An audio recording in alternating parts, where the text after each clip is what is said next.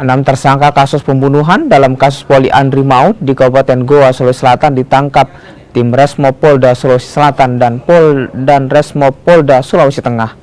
Keenam pelaku ini ditangkap lantaran terlibat dalam kasus pembunuhan terhadap 3 warga Goa di Kampung Panujuang, Dusun Mandale, Desa Kalemandale, Kecamatan Bajeng Barat.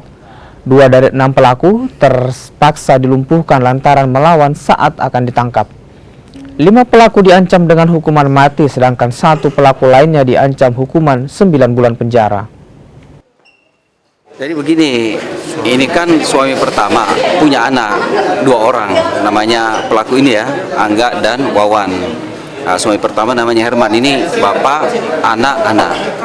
Kemudian si korban pertama ini atas nama Faisal itu menikah siri lagi dengan istrinya si pelaku ini, Herman.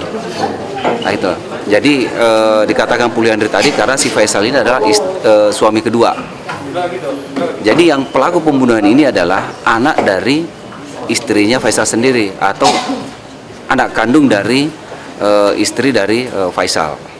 Kalau otaknya ya jelas suami pertamanya, ya suami pertama dengan anaknya ini yang 2 ini.